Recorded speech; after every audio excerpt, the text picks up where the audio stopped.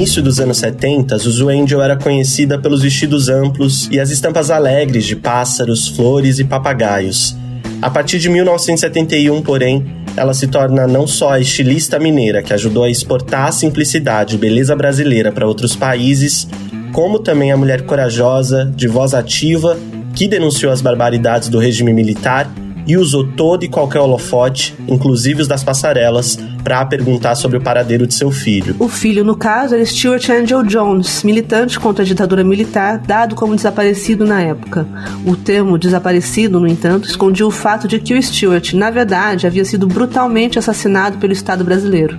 E essa busca de Zuzu por seu filho lhe custou a vida.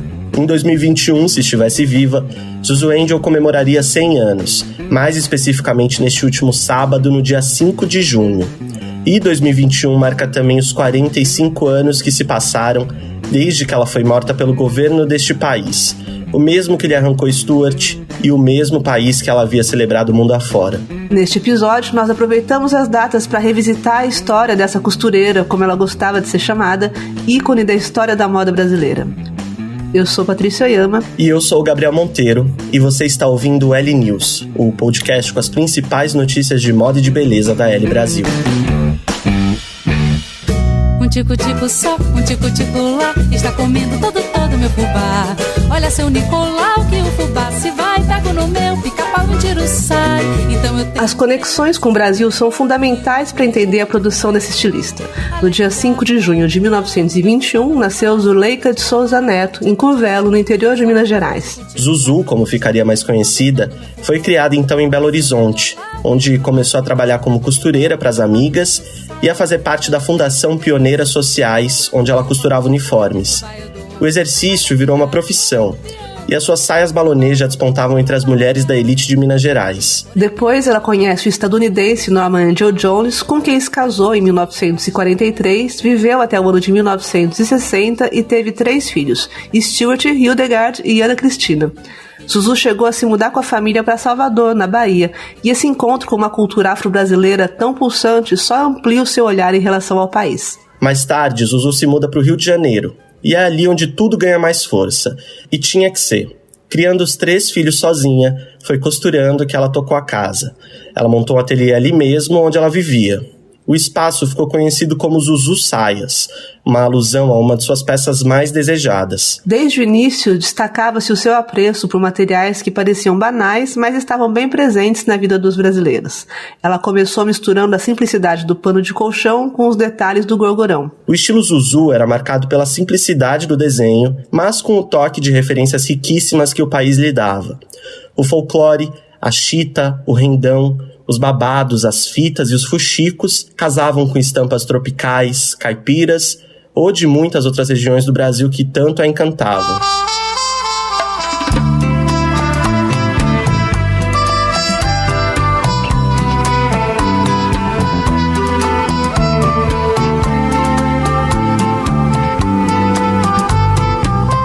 Enquanto outros estilistas daqui só tinham vontade de reproduzir o que viam na Europa, ela se interessava pelas riquezas nacionais. Dentre os materiais que ela começou a trabalhar bem antes de muita gente estão as pedras mineiras, as conchas, as contas de jacarandá e os bambus. E nem só com o regionalismo Zuzu esteve na vanguarda. Ela foi uma das primeiras também a sugerir calças para noivas. Curiosamente, o seu nome, porém, começou a repercutir melhor no exterior do que por aqui. As estrangeiras que chegavam no Rio de Janeiro não deixavam de passar em seu ateliê domiciliar. E assim, ela alcançou uma clientela invejável, que ia de Ivone de Carlo, passava por Joan Crawford, seguia entre Kim Novak, Margot Fonteyn e até Liza Minnelli, além das modelos Verushka e Jan Strington. Não à toa, por meio desse boca a boca estrelado, que em 1970 Zuzu Angel apresenta sua primeira coleção em Nova York. O desfile foi patrocinado pela Bergdorf Goodman e ficaria conhecido como a coleção Maria Bonita de Zuzu, com a qual ela apresentou vestidos de algodão colorido que continham rendas do norte e referências ao cangaço. A crítica de moda Eugenia Shepard começou a rasgar elogios à brasileira em sua coluna no WWD. Chamando-a de Lively Brunette ou Morena Vivaz, ela foi uma das responsáveis em fazer com que os modelos de Zuzu fossem parar nas araras de lojas como a própria Bergdorf Goodman, a Saks e a Neiman Marcus. A carreira de Zuzu no exterior ascendia, enquanto que no Brasil o tempo escurecia com a política do horror imposta pela ditadura militar. Stewart, seu filho mais velho, um opositor ferrenho dos militares, passava a ser perseguido. E em 1970, o estudante de economia e bicampeão carioca de remo sumiu. Ele entrou para a chamada lista de desaparecidos políticos, que continha nomes de militantes presos, mas na verdade havia sido duramente torturado e assassinado pelo Estado brasileiro. Quem é essa mulher que canta sempre esse estribilho? Só queria embalar meu filho, que mora na escuridão do mar. O mundo de Zuzu virou de ponta cabeça. A alegria saía e entrava no lugar o desespero e a tristeza pela falta do filho. Encontrar Stuart virou a sua maior obsessão. A estilista começou então a bater de porta em porta nos quartéis, a apelar para todos os órgãos de segurança da época, a suplicar pelo filho desaparecido com todos os políticos que ela conhecia, inclusive com o próprio ex-presidente do Brasil, o ditador Ernesto Geisel, e a fazer denúncias à Anistia Internacional. Tudo em vão. Zuzu Angel não conseguia nenhuma resposta e a sua esperança foi aos poucos dando lugar à angústia da certeza da perda, e ela passou a lutar mesmo que pelo corpo do filho e pelo direito de sepultá-lo. No ano seguinte à morte de Stewart, foi com o seu próprio trabalho que Zuzu decidiu se fazer ouvida. Ela foi recebida novamente em Nova York para uma nova coleção, mas insistiu que o evento se passasse no consulado brasileiro, que era também a residência do cônsul Lauro Sotelo. De um jeito sutil, mas contundente, ela fez do espaço o palco de um desfile protesto.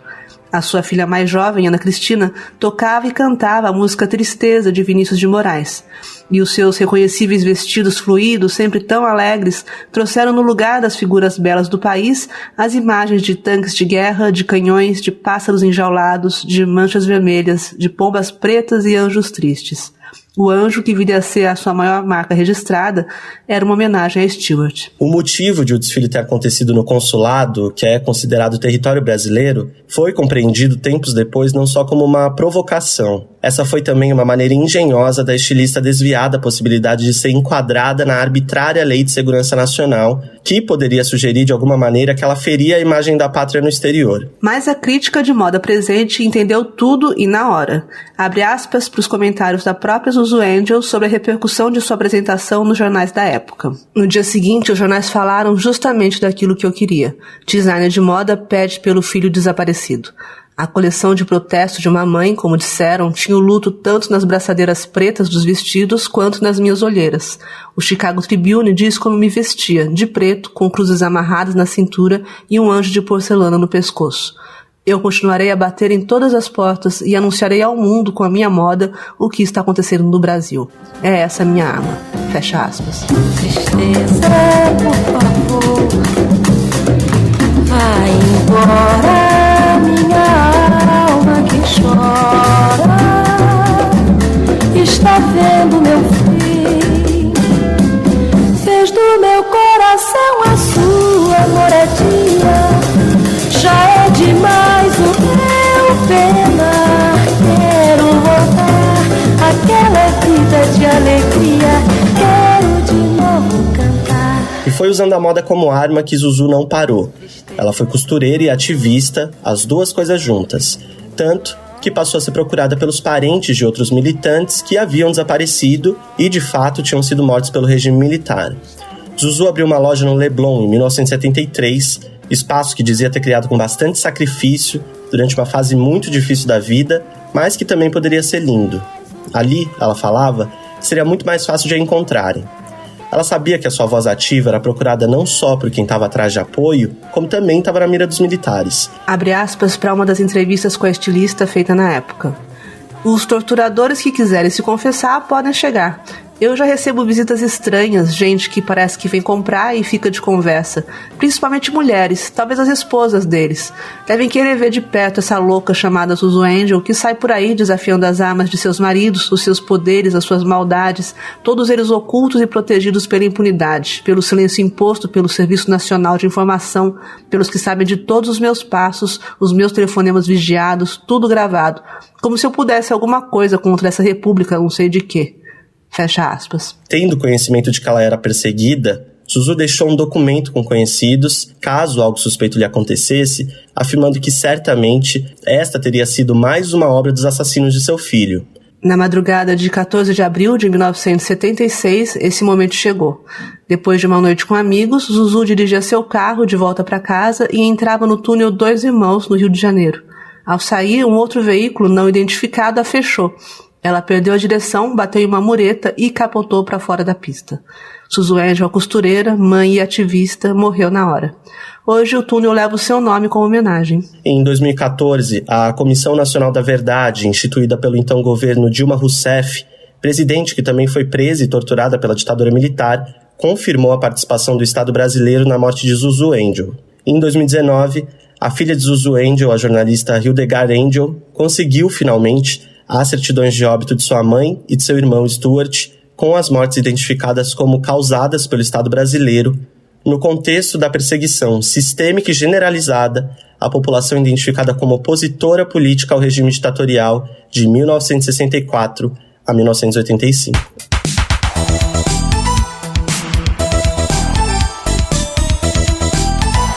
E agora vamos para aquela atualização básica no calendário de desfiles pelo mundo. Esse mês tem a apresentação de coleção nova da Dior. No dia 17, a grife apresenta a sua Cruise Collection em Atenas, no estádio Panathinaiko, também conhecido como Kalimamaro.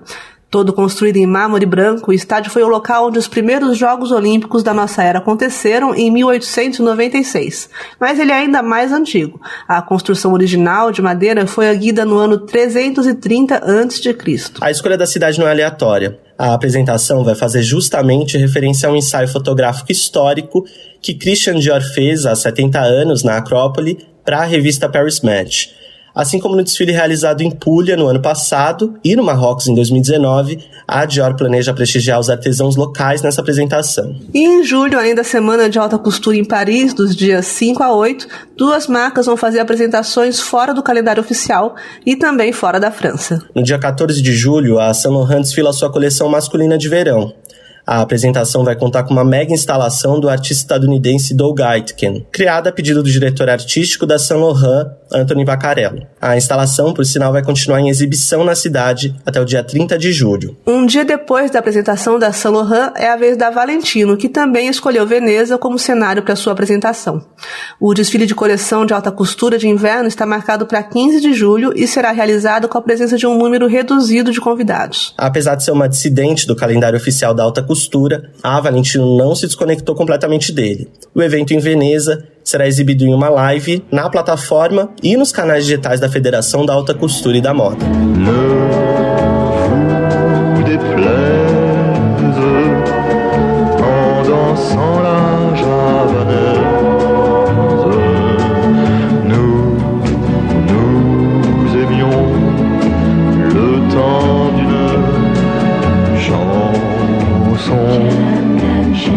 Em relação aos desfiles em Paris, a novidade é que a semana de verão, marcada para setembro, vai incluir uma bem merecida homenagem ao estilista Albert Elbaz, morto em abril aos 59 anos. De acordo com um comunicado divulgado pela Easy Factory, a marca criada por Elbaz, o evento vai celebrar a vida e o trabalho extraordinário do designer, prestando um tributo à sua visão criativa e ao seu espírito alegre. Na semana passada, a Easy Factory anunciou também o lançamento de 2 linhas que Albert Elbaz conseguiu finalizar com a equipe antes de morrer em decorrência da Covid-19. A linha Super Tech, Super Chic, que chegou a ser apresentada por Elbaz no seu retorno às passarelas em janeiro, combina alta tecnologia com um conceito de alta costura, para criar peças confortáveis que se adaptam ao corpo da mulher.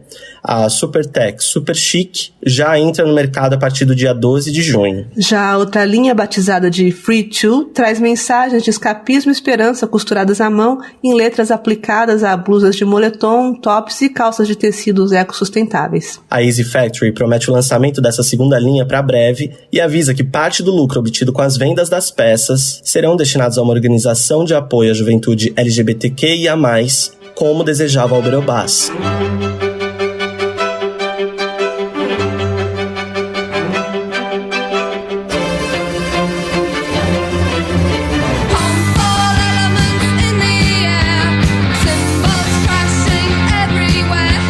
E finalmente começou a ser vendido na semana passada o novo modelo da Melissa, desenvolvido em parceria com a Y Project, a grife francesa comandada pelo estilista belga Glenn Martens.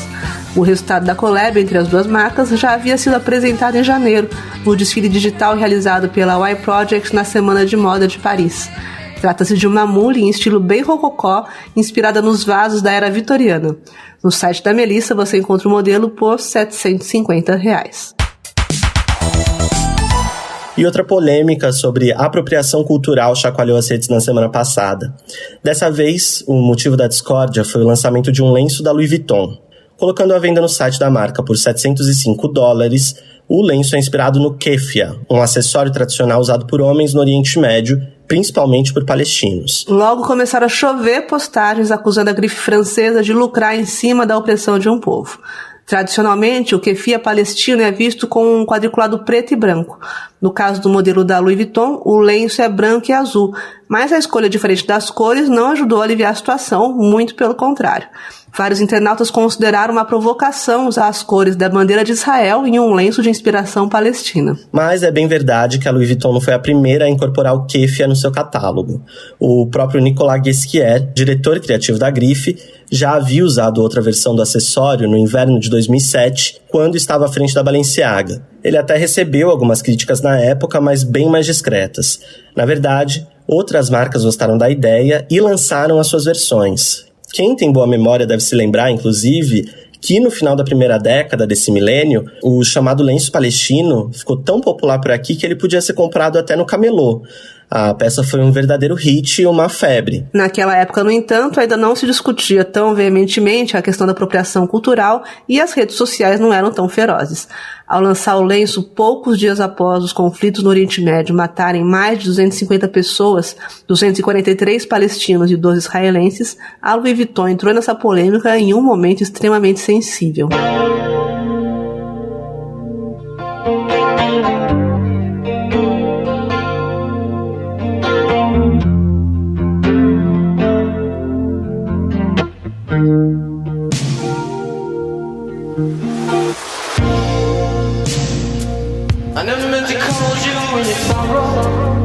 Pedro Camargo tá de férias, como vocês sabem, mas quem ocupa o lugar dele nas próximas semanas é alguém tão icônico quanto a nossa repórter de beleza e de sociedade, Isis Virgílio. E nessa semana, ela vem contar uma super novidade da Urban Decay, uma nova paleta inspirada no cantor Prince. E a Isis aproveita para comentar toda a influência dessa estrela na beleza.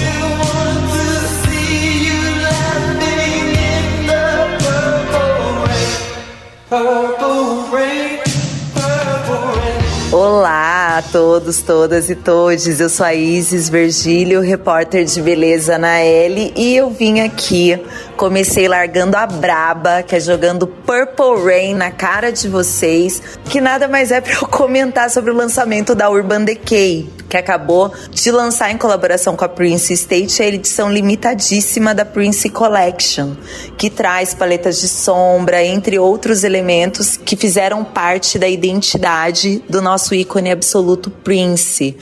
E assim, é muito difícil falar do Prince sem falar sobre o quão subversiva, o quão revolucionária foi essa trajetória apoteótica dele, apocalíptica dele, né? No final das contas, o Prince defendeu muito, através não só da sua música, mas também da sua identidade, uma moda e uma beleza sem gênero.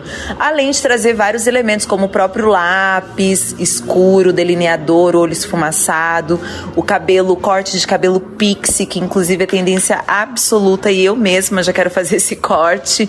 E nas suas músicas, né, a gente vê, por exemplo, na letra People Without, que ele fala People without sex playing the light. Então, assim, ele tá ali mostrando para as pessoas que é isso, pessoas sem sexo brincam na luz. Então, o tempo todo ele tá afirmando essa ideia de que a gente pode fazer e usar e explorar e experimentar tudo que a gente quiser. Ai, gente, eu fico até emocionada de falar do Prince jogando bem a real. Porque é isso, sabe? Durante muito tempo as pessoas questionaram a sexualidade dele, sabe? E ele se manteve fiel à sua estética, à sua personalidade. Então, sem dúvida alguma, ele é uma fonte inesgotável de inspiração pra gente, porque é isso, ele foi ele mesmo o tempo todo. Espero que vocês tenham gostado da minha participação e me convida mais, que eu gosto. E para finalizar o episódio de hoje, a nossa dica cultural da semana, apresentada por C6 Bank e Mastercard. Dessa vez, a nossa editora de cultura, Bruna Bittencourt, comenta o mais recente livro publicado por Chimamanda. Conta mais pra gente, Bruna. Oi, gente! Bom, Chimamanda Ngozi Adichie, a escritora nigeriana que é um fenômeno e ajudou a jogar luz sobre toda uma geração atual de autores africanos, lançou há pouco Notas sobre o Luto. No livro ela escreve sobre a perda do pai no ano passado, de quem estava distante por causa da pandemia, sobre luto e lembranças. E neste ano, Chimamanda ainda enfrentou a perda da mãe, em 1º de março, aniversário do pai. A gente pegou carona no recém-lançado livro para falar mais sobre a escritora, da infância na Nigéria, na sequência da Guerra de Biafra, ao sucesso das suas palestras no TED, com milhões e milhões de visualizações. Feminist, a person who believes in the social, political and economic equality of the sexes. You wake up, post up, round in it, flossing on it, this diamond, my diamond, this rock, my rock. Beyoncé, aliás, usou trechos da palestra da Chimamanda Todos Devemos Ser Feministas na música Flawless, de 2014, o que provocou uma baita curiosidade em torno do trabalho da escritora. A matéria sobre Chimamanda, escrita pelo Caio Delcoli, e tá no l.com.br, clica lá. Por aqui a gente fica com outro nigeriano muito ilustre, Fela Kuti, o criador do Afrobeat com Zombie. Até mais, beijo. Attention, quick march, slow march, left on, right on, about on, double up, salute, put your hand, stand the please, fall in, fall out, fall down, get ready. Attention, quick march, slow march, left on, right on, about on, double up, salute, open your hand, stand the please, fall in, fall out, fall down, get ready, hot! Esse episódio usou trechos das músicas Tico Tico no Fubá, de Zequinha de Abreu, cantado por Roberta Sá, Onde Anda Você, de Vinícius de Moraes, Angélica, de Chico Buarque, Tristeza, de Vinícius de Moraes, cantada por Elis Regina, La Javanaise, de Serge Gainsbourg, Hong Kong Garden, de Siouxsie and the Banshees, na versão do filme Maria Antonieta, Purple Rain, de Prince e Zombie, de Fela Kuti. E nós ficamos por aqui. Eu sou Patrícia Oyama. E eu sou o Gabriel Monteiro. E a gente sempre te lembra, curte o L News? Então assine o nosso podcast na sua plataforma de preferência para que seja notificado toda vez que o episódio novo estiver no ar. É muito simples, basta entrar em nosso perfil e apertar o botão seguir. Até semana que vem.